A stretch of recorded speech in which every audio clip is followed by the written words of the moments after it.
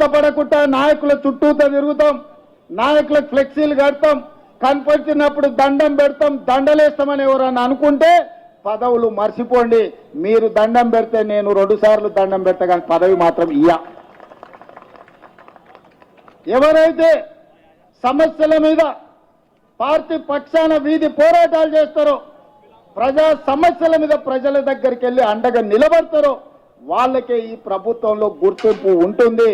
నాయకుడు నాకు తెలుసు కాబట్టి నాకు పదవి వస్తుంది, లేదంటే ఢిల్లీలో నాకు ఎవరో ఉన్నారు, ఢిల్లీ కోటాలో ఇక్కడ ఏదో వస్తుంది అని ఎవరన్నా అనుకుంటే అది భ్రమనే అని చెప్పి నేను ఈ సందర్భంగా స్పష్టంగా నేను చెప్పదలుచుకున్నా. ఢిల్లీ నుంచి కాదు, గల్లీ నుంచి రావాలి పైకి. ఢిల్లీ నుంచి పైనుంచి కిందకు వస్తే పదవులు వచ్చే కాలం పోయింది. గల్లీలో పేదల మధ్య ఉండి పేదల సమస్యల మీద కొట్లాడిన వాళ్ళకి తప్పకుండా అవకాశం ఉంటుంది. ఖానాపూర్లో మనం ఒకరికి ఎమ్మెల్యే టికెట్ ఇచ్చిన వెడమ బొజ్జు అని, ఇందిరమ్మ ఇంట్లో ఉండే ఒక యువకుడికి ఈరోజు ఎమ్మెల్యే టికెట్ ఇస్తే ప్రజలు గెలిపించారు. పైసలు చూసి గెలిపియలే, ప్రజా బలాన్ని చూసి ఎమ్మెల్యే గెలిపించారు.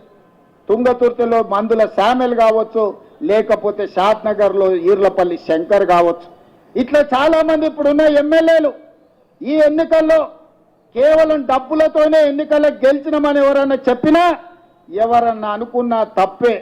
డబ్బులతోనే గెలిచేటట్టు ఉంటే చంద్రశేఖరరావు 100 సీట్లు గెలిచేటోడు.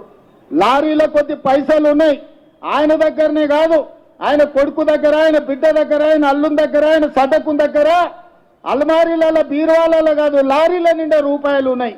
మరి వాళ్ళు సీట్లు ఎందుకు గెలవలేదు? కామారెడ్డిలో చంద్రశేఖరరావుని బలకేసి కొట్టిరు ప్రజలు. కాబట్టి ఇవాళ సొమ్ములతో ఎన్నికల్లో గెలుస్తామనే విధానాన్ని మర్చిపోండి. ప్రజలలో శ్రమ ఉంటే, ప్రజలతో ఉంటే ఎన్నికల్లో గెలిచే అవకాశం ఉంటుంది. రేపు భవిష్యత్తులో కూడా కాంగ్రెస్ పార్టీలో టికెట్లు ప్రజలలో ఉండి ప్రజా సమస్యల మీద పోరాటం చేసే వాళ్ళకే మొదటి ప్రాధాన్యత ఉంటుంది అని చెప్పి నేను ఈ సందర్భంగా చెప్పదలుచుకున్నా.